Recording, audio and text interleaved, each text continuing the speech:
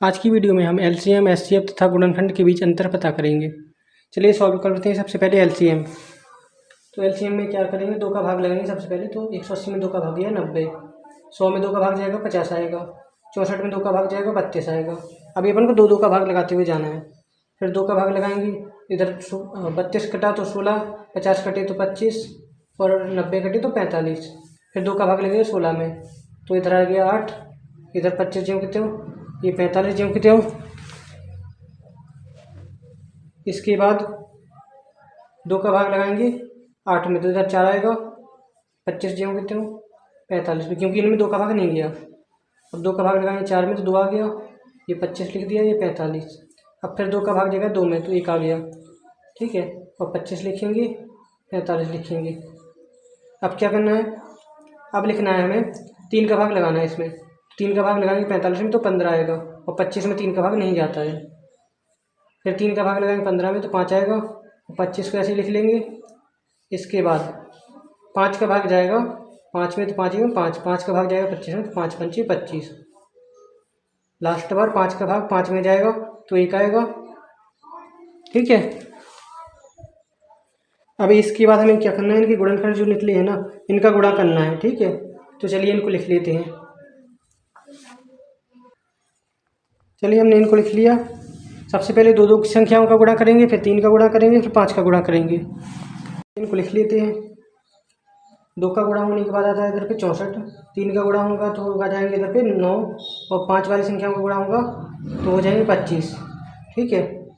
अब इन सभी का गुणा कर देना है आपस में, तो ये आएगा 14,400, ठीक है। ये हुआ रहा हमारा एलसीएम।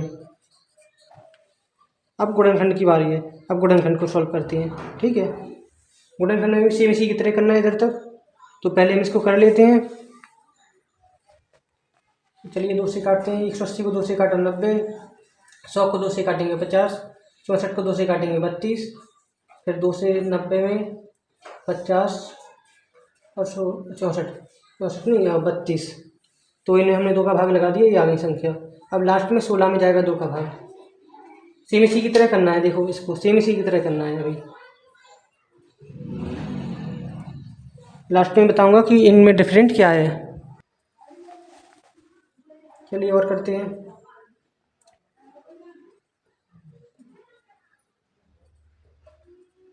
इसके बाद 4 में 2 का भाग गया तो 2 आ गए, फिर 2 का भाग लगाएंगे 2 में, और ये वैसे ही आ जाएंगे।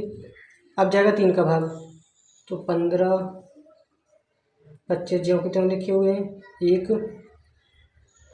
और इसके बाद फिर 3 का भाग जाएगा इधर तो 5, ये 25, इधर पे 1, फिर 5 का भाग जाएगा तो 5, 1, 1, 5 का भाग जाएगा तो 1, 1, 1, ठीक है। ये गुणनखंड हुआ। गुणनखंड को इतना ही करके छोड़ देना है, यही गुणनखंड कहलाता है, ठीक है। एलसीएम में अपन को ये संख्या निकालनी पड़ती है, गुणनखंड में इतना करके छोड़ देते हैं, तो ये गुणनखंड होता है, ठीक है। अब हम एचसीएफ के बारे में पता करेंगे। सबसे पहले हम इन संख्याओं को काट लेते हैं। 150 लिखा है, 200 लिखा है, इनको पहले तोड़ लेते हैं, ठीक है। 2 से 150 में भाग गया तो 75 आएंगे, 75 में 3 का भाग जाएगा, तो इधर आएंगे 25, और 25 में 5 का भाग जाएगा तो इधर आएगा 5, और 5 में 5 का भाग जाएगा तो 1 आएगा। इतना हो गया।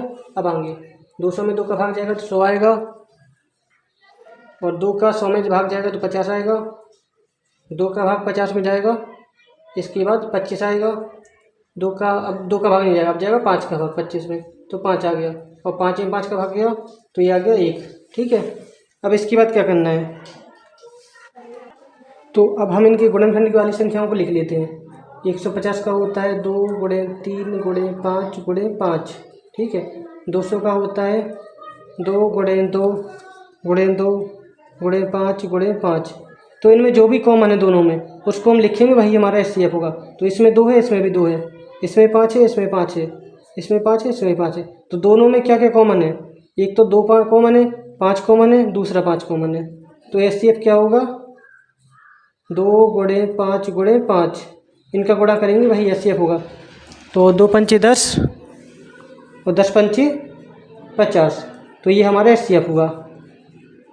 तो आज हमने जाना एचसीएफ, एलसीएम तथा गुणनखंड में अंतर, ठीक है।